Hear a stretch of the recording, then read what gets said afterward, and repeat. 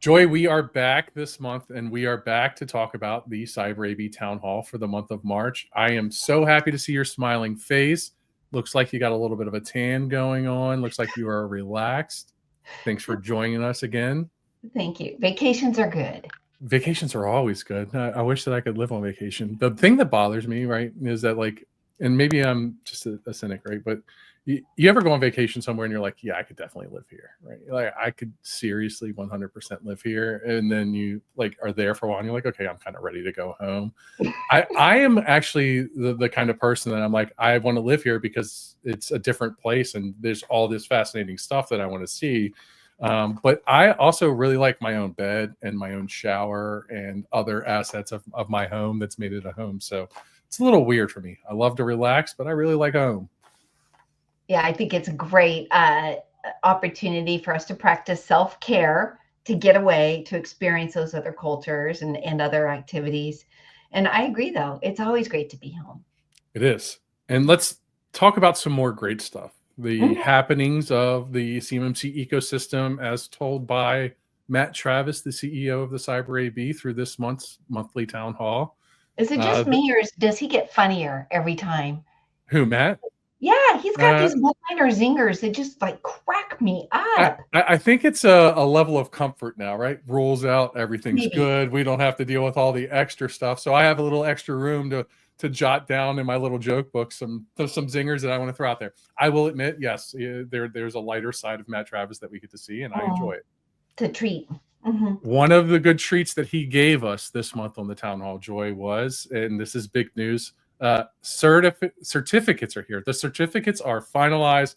They are here, which means that, and you know this all too well, essentially all of those organizations that got that 110 from a C3PO, right?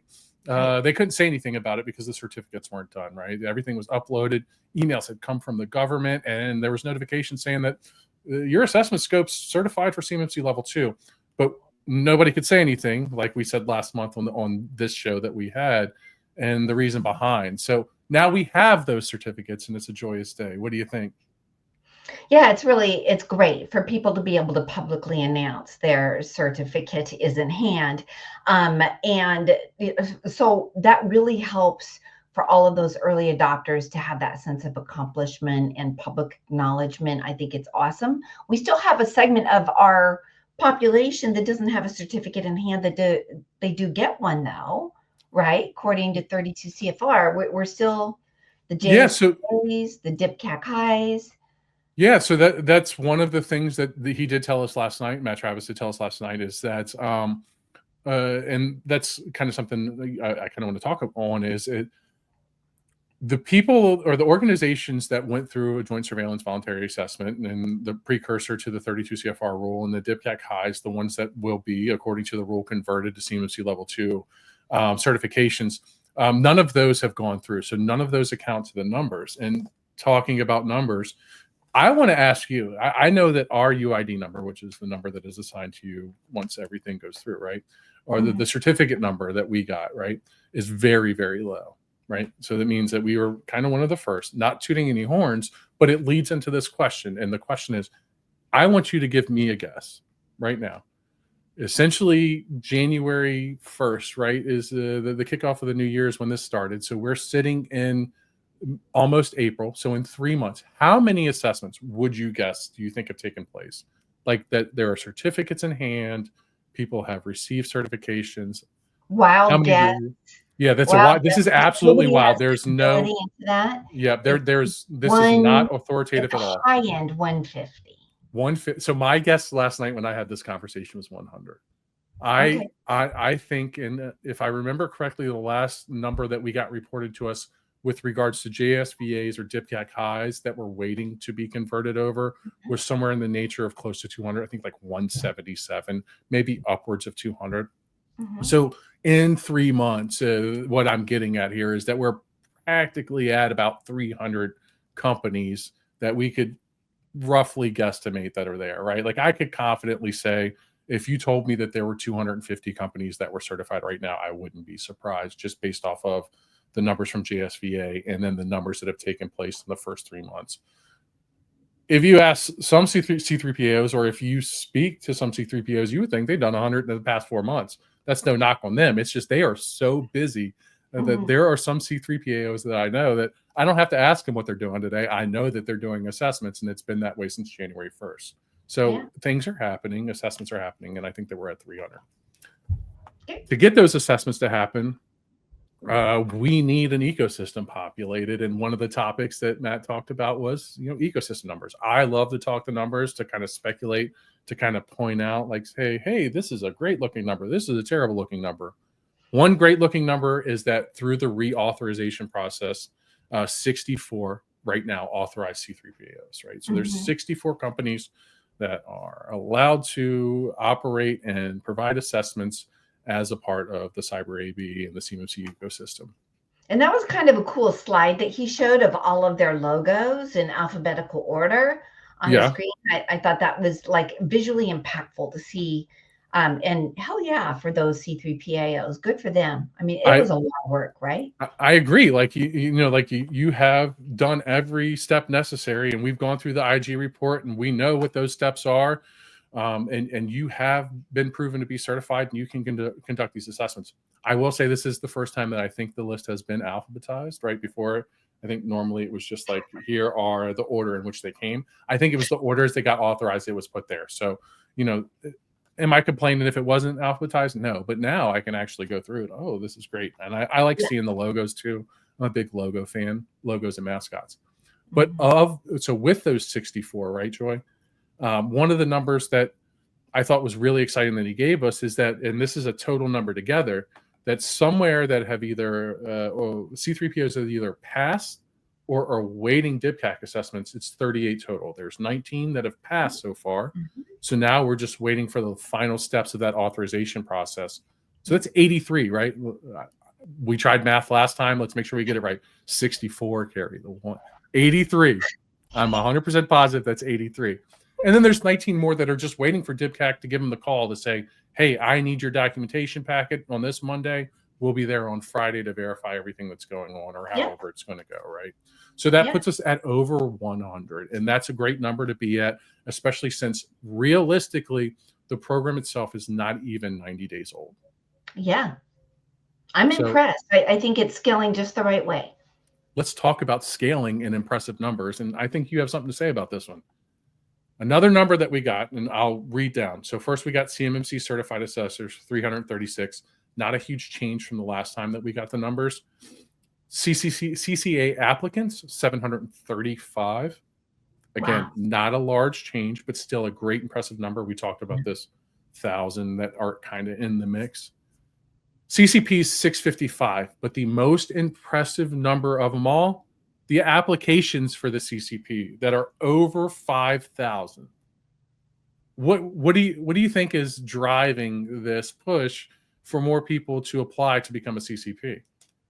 Honestly, I think a lot of people took that class for knowledge, just to get the knowledge of it, which I champion 100%. Like, it wasn't as important to them to take the exam or to pay the recurring fee to be listed as a CCP, because there are annual costs associated with it, But when I'm teaching the CCP classes, and you see this, Jason, there's a really good mix of people that are actually implementers, not assessors, that are implementers either as a consultant or as an internal IT or internal support for an OSC. And it's great to see that many 5,000 people that may have taken the course, taken the 5-day boot camp, and then weren't as interested or driven to sit for the exam. That's fine. I think that's fine. Yeah, or they're just somewhere in the process, right? You got, I'm studying, or I have applied to be the CCP, and that's when you pay and get your CID number, if I'm not mistaken, right? Like you pay the application fee, you fill out the application, say I want to be a CCP. And then the next step in the process along the way is obviously you got to submit your resume. And then the other thing that you have to do is schedule and sit through the class the boot camp in order to take the test, right? You can't take the test to complete the boot camp. So me and my naive heart wants to think that of those 5,000, it's just 5,000 people trying to decide whether or not they want to go to Edwards or Space Coast or any of the other organizations which offer the training. And in my naive heart, that's what I'm thinking is happening, because the ecosystem is blossoming and flourishing, right? And if we speak the positivity in, right, like that's what's going to happen for us. Just a quick touch on the events calendar associated with the Cyber AB they gave us. There was a list of a lot of events popping up, but one that we can expect the Cyber AB to be at is one that we host, CS2 Reston, around 60 days away. No, math. I am terrible at math. We're a little over a month away. Month's 30 days. Why do I even try to do math on the show anymore? Like 31. Geez, Louise. Anyways, CS2 Reston, we have the Cyber AB has stated they're going to be at that event, and I'm obviously excited for CS2. I'm excited that Cyber AB participates in that, and that we can get their participation coming. Yeah. Anything to add to any events you got coming up? No, I thought it was a good list. I like that they are so active in the ecosystem and trying to be fair about participation in all kinds of events. That's great. I also do like seeing different CMMC ecosystem events popping up in some areas that maybe we haven't seen them before. Like, I think one of them was like Wichita, Kansas, right? Oh yeah. The Midwest Conference, that's hugely popular. I heard that they killed it last year. So yeah, but you just don't want, I'm not talking bad about it, but you just don't want any underserviced areas when it comes to having events, because not everybody has the ability to travel to a CS2 and Reston from the West Coast, or not everybody has the travel to go from east to west. So when we can get these regionalized events that happen, it makes it more available for professionals that don't have some of the some of the luxuries to travel across country. Either they're too busy or just whatever else may happen, right? Well, and look at where the defense contractor base is. I mean, there's a hell of a lot of contractors in the Midwest, so it's really great to see them being serviced. I stand by that 100%. Only thing I'm going to say about the next segment of the town hall is the Mythbuster segment. Normally, I'm super stoked. I'm so excited about Mythbusters. However, Joy, I think that we both agree that this is a big nothing burger this month, right? But what they did get into, and we'll jump straight from Mythbusters, is they got into international updates, right? And international updates are super important because, as we're seeing, a lot of countries are showing interest in similar regimes to protecting and safeguarding information. A lot of countries are kind of borrowing from the blueprint that was laid by the Department of Defense and obviously other entities within the government. And we are getting numbers about participation from internationals in the CMMC program, which was really impressive. There's some that are super impressive. Like South Korea, 100% takes CMMC seriously. Israel, Japan, Sweden, not going to say they don't take it seriously. They just, right now, participants listed from those countries in the ecosystem, the numbers are very low. Will that pick up as obviously they pick up some things? Who knows? But another important topic that was covered with regards to international relations, international data safeguarding, was the CPCSC, or the Canadian Program for Cybersecurity Certification. And what they talked about was some of the things that go together and don't go together with regards to CMMC and CPCSC. So what did you pick up that as far as what they were putting down? Well, first of all, I love that you and Jacob focused on this in the Sum It Up podcast recently, because it really gave me so much more context to what are the issues with the way that they are introducing their program, and where do we align or not align. The biggest, of course, misalignment is the version R2 in the US and R3 in Canada. And it's interesting because I've heard both Stacy B publicly and James Galooly posting about the fact that they have been working on a way for a C3PAO or an assessor to be able to go into a 800-171 R3 environment and assess it at both the level of R3 and R2. So there should be some kind of training and guidance, CAP developed in the works that they're going to be focusing on. I know that providers like us who are taking this really seriously are getting through CMMC level 2 based on this 800-171 R2 and are now like hyper focused on R3. How are we going to be meeting the future? So I'm very interested to see how they're going to kind of be able to meet both of those versions as an assessor. Like how are they going to support that with the assessor bodies? Yeah, it's well, obviously they had mentioned that Canadian organizations that want to be CMMC C3POs have the opportunity to come down and do that. I'm sure that there will be at some point some discussions of reciprocity, but as they stated, absolutely no reciprocity right now, and not to obviously bank on it. To kind of get to your point about hearing Stacey Bostjanik and James Woolley from the CMMC or the DoD PMO, CMMC PMO's office discuss what's happening, it kind of gives me, and this isn't them directly saying this, just the feeling that I get is that as 32 CFR either went to OIRA or went final, or they knew that they weren't going to have to work on that anymore, the iteration that just kind of went final. I think that we kind of started getting the wheels spinning on 171 Rev 3 because they knew it was a hot button. That's why the class deviation came out. The timeline, who knows, right, as to when they can catch up. But as long as there's some kind of Delta document that guides the assessments that can allow, so that we're not hindering OSAs and OSCs that want to be proactive and adopt the newer, more updated model, I think that that's more important. What I will say is the two names mentioned there, I have extreme confidence in both of them that, when they say that something's being done, they're doing it at the speed that they can do it. And it's going to be at least, especially with James, many shouts out to James, some of the things that he handles, and Stacey as well. Just saying that this is what we're working on. We'll get to it when it's done. There's a lot of things that people don't know that pull extra strings. Well, R3 is such better security. I mean, I agree. I'm super excited for that. So yeah, I mean, I don't understand why you couldn't have reciprocity if an environment's assessed at R3 to have that be reciprocal down to R2. Maybe not the other direction, but we'll see. I don't build that. I don't know. I just, once they put it out there, I know that this is what I have to do, and I'm a loyal soldier and follow the rules. Okay. Now, we're going to end on a bang, right? We're going to get ready to wrap it up to get out of here, but we're going to end it on a bang because I'm going to paint my fingernails for a minute, and we're going to talk about some things. Okay. And the things that we're going to talk about are the ethics that they talked about on the Cyber AV Town Hall. All right. They covered a very specific portion of it, and they said that they're going to make this a section. It just so happens to be a coincidence that this is the section they do it. But they said they're going to make it a reoccurring segment on the town halls to kind of cover some of the code of professional conduct. They didn't particularly call out anybody, and I'm sure that there's many people listening right now that could point out some specific example of what they were talking about. Again, not going to call out anybody. What I will say is what they covered are things like it is against the code of professional conduct. And Joy, we teach this, so we kind of know this fluently. That's why when I see it in the wild, it kind of makes my skin crawl.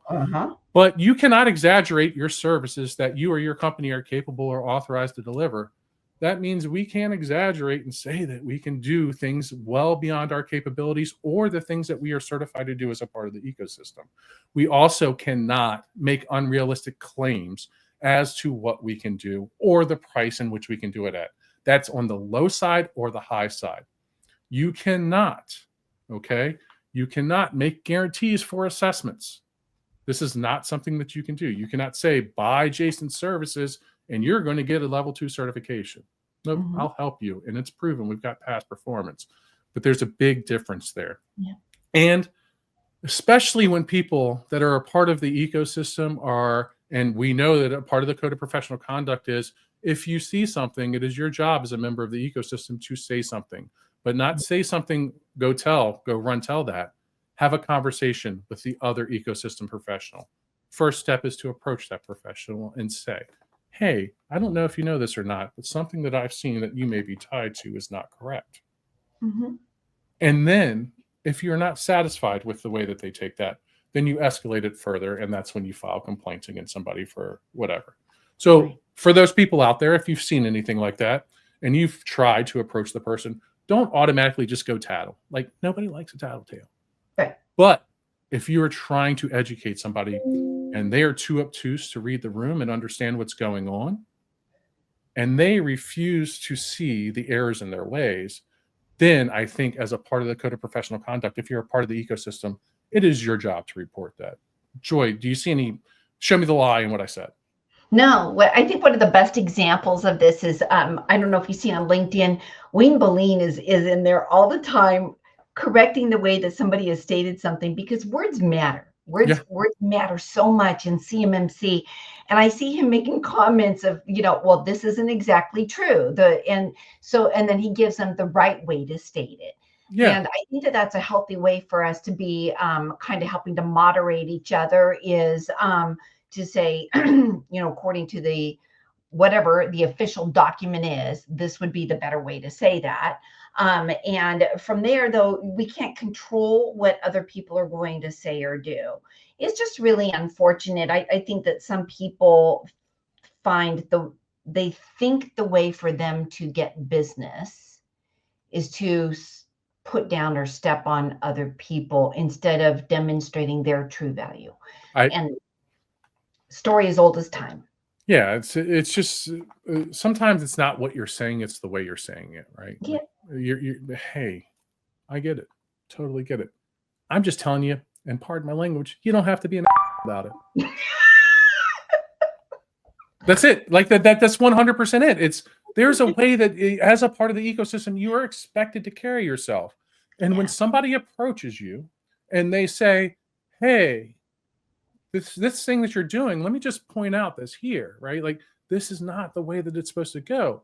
I'm really excited for you. I want you to do well, as long as you're doing well and abiding by the same rules that everybody else abides by.